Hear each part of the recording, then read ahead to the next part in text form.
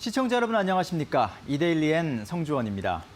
컨테이너선 부족과 운임 급등으로 국내 수출 기업들의 위기감이 커지고 있습니다. 코로나19 장기화로 경기가 불확실한 상황에서 해상 운송 비용까지 올라 이중고에 처했습니다. 업계에 따르면 중국 상하이 컨테이너선 운임 지수는 지난 4일 기준 1320.8을 기록해 올해 최저치였던 지난 4월보다 61% 급등했습니다. 중국에서 북미 동부로 화물을 운송하는 운임은 지난 2009년 이후 가장 높은 수준으로 뛰었습니다. 전문가들은 운임 정상화가 이루어지지 않으면 수출 쇼크가 계속될 가능성이 크다고 보고 있으며 한국무역협회는 수출 기업들의 의견을 수렴해 정부에 건의하는 방안을 검토하고 있습니다.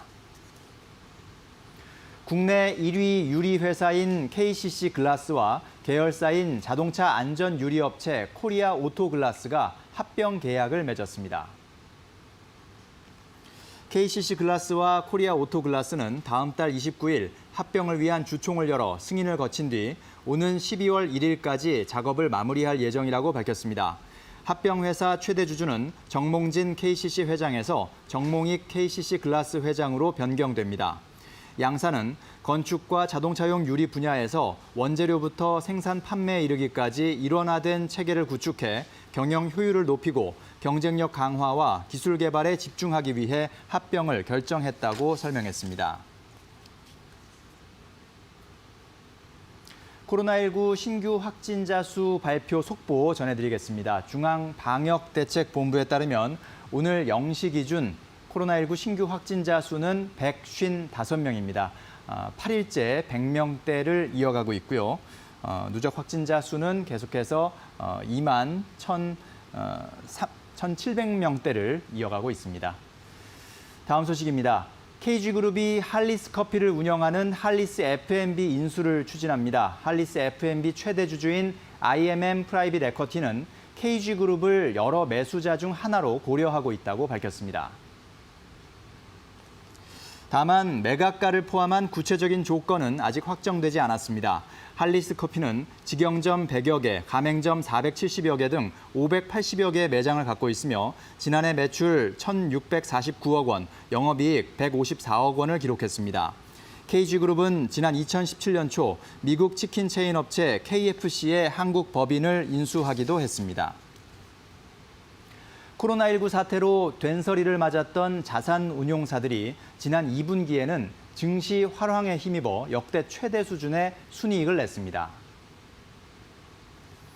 금융감독원이 오늘 공개한 2분기 자산운용회사 실적에 따르면 자산운용사 309곳 전체의 당기순이익은 3,171억 원입니다.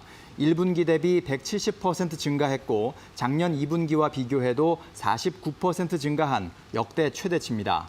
금감원 관계자는 코로나19로 급격히 악화했던 주식시장이 회복되면서 수탁액도 늘고 이익도 증가했다고 설명했습니다.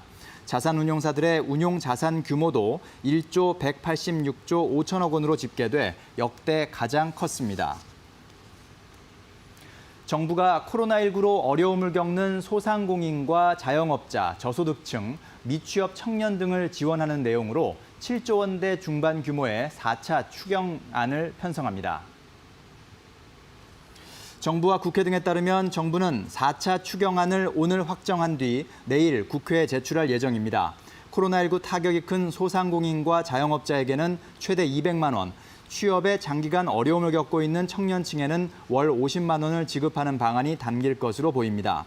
상반기 7세 미만 아동을 대상으로 지급한 아동 돌봄 쿠폰은 초등학생 자녀를 둔 가구까지 확대 지급하기로 했으며 13세 이상 모든 국민들에게 통신비 2만 원을 할인해 주기로 가닥을 잡았습니다. 정부는 4차 추경안과 함께 1조 원대 규모로 마련될 경기 대책까지 포함한 긴급 민생 경제 종합 대책을 오늘 발표합니다. 자영업자가 많은 도소매, 숙박 음식업 취업자가 8개월 연속 감소한 것으로 나타났습니다. 중소기업연구원과 통계청에 따르면 8월 도소매, 숙박 음식업 취업자는 561만 9천 명으로 지난해 같은 달보다 34만 5천 명 줄었습니다. 이로써 올해 1월부터 8개월 연속 감소세가 이어졌습니다. 코로나19 확산 사태로 모임과 행사가 줄며 음식점과 숙박업소 등이 직접적인 타격을 받았고 올해 역대 최장 기간의 장마도 도소매, 숙박음식업 고용 상황에 부정적인 영향을 미친 것으로 풀이됩니다. 지금까지 이데일리엔 성주원이었습니다. 이어서 간추린 소식 전해드립니다.